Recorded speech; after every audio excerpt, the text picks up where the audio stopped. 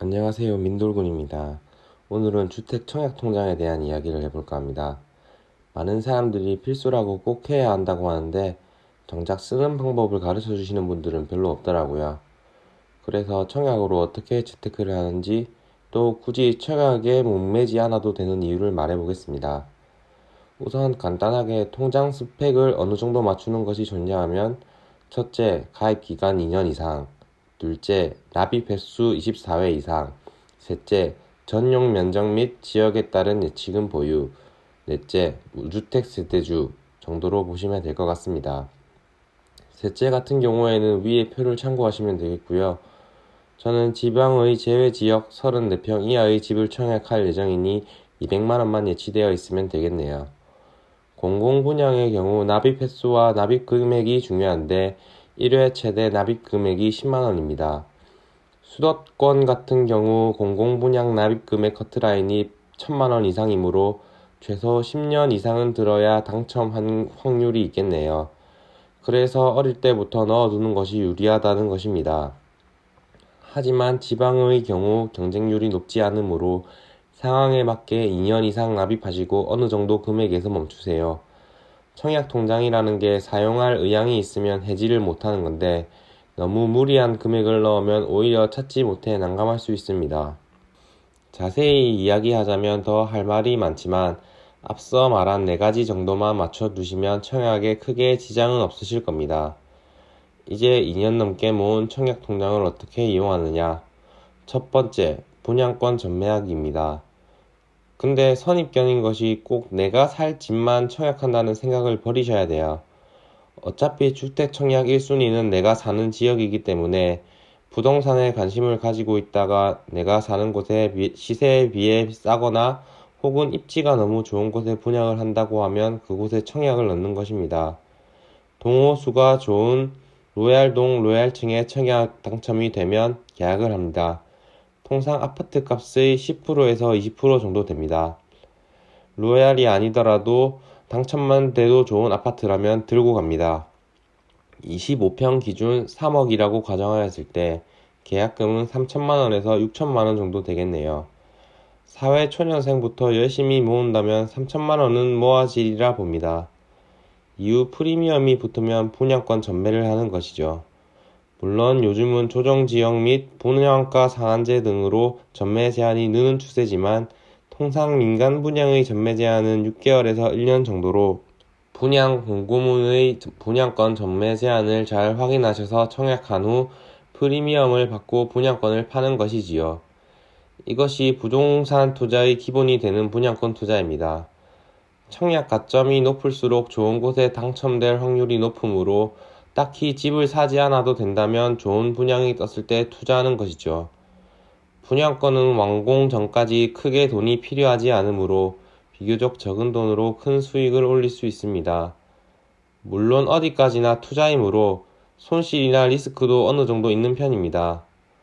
하지만 청약 통장 기준을 채워놓고 어느 정도 목돈을 만들어 놓은 후 평소에 부동산에 관심을 가지고 있으셨다면 청약 통장 하나로 적게는 1,000만원, 많게는 1억 이상의 수익을 볼 수 있습니다. 청약을 하지 않더라도 이러한 분양권을 사서 다시 되파는 형식으로 1년에 몇천만원씩 수익을 올리고 그걸로 다시 투자를 하시는 분들을 상당히 많이 봐왔습니다.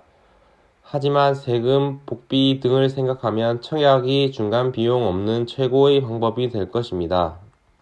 열심히 돈을 모으는 것도 좋지만 청약 통장을 준비해 놓았고 부동산 공부를 통해 수익을 올릴 수 있다면 지금 번 몇천만 원이 경제적으로 여러분의 인생을 몇 년은 앞당겨 줄 것입니다. 두 번째, 내가 살 집 마련하기입니다. 우리나라는 대체로 선분양 후 시공을 하는데요. 그 때문에 청약에 당첨돼서 계약을 하더라도 아파트 짓는 시간이 있기 때문에 2년 이상의 시간이 필요합니다.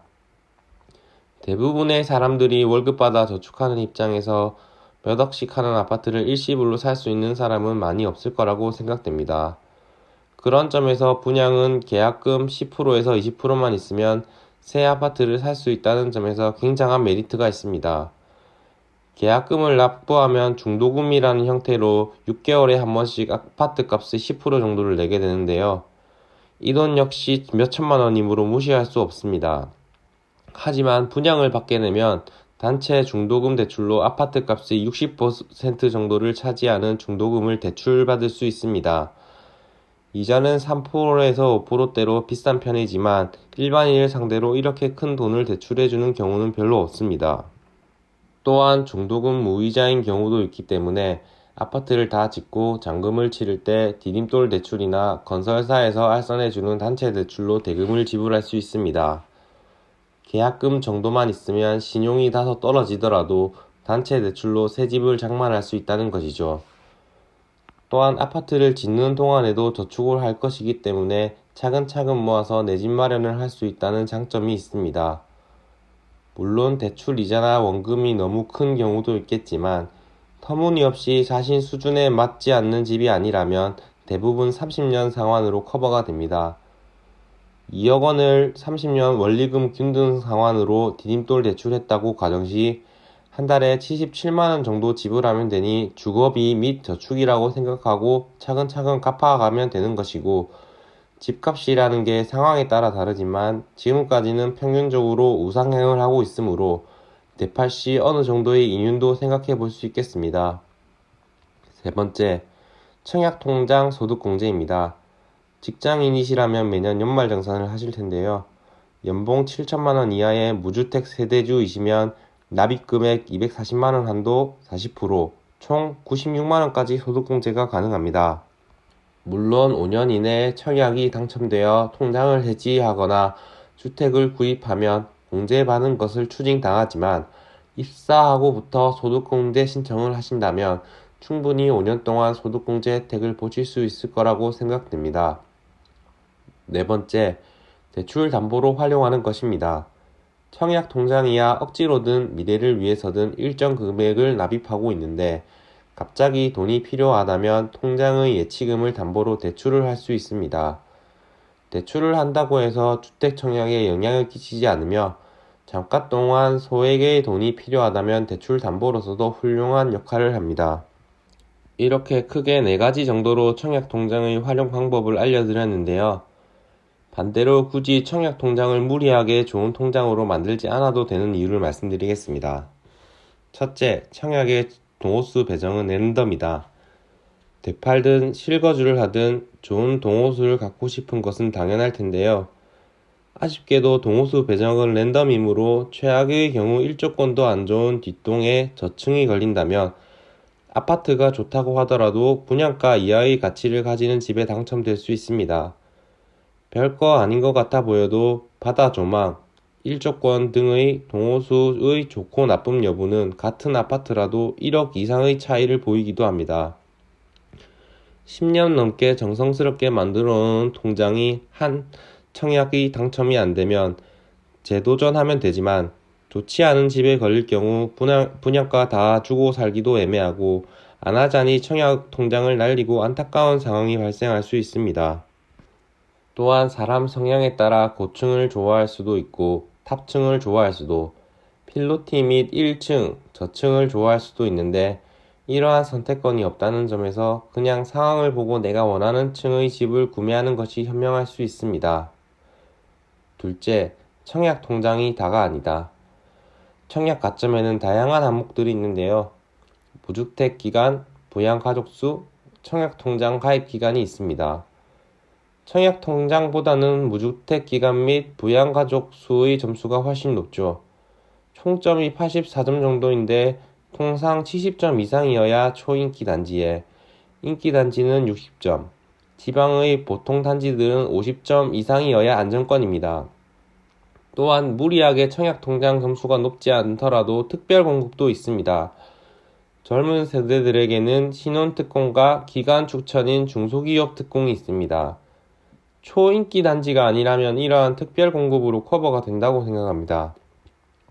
비교적 젊은 20, 30대들에게 청약 가점을 맞추는 건 애초에 무리이고 경쟁이 심한 단지라면 특별 공급으로 청약하는 게 현실적이므로 심하게 무리해서 좋은 통장을 만들지 않아도 될 것 같습니다. 셋째, 새 집을 안 살 수도 있다. 그냥 간단한 이유예요.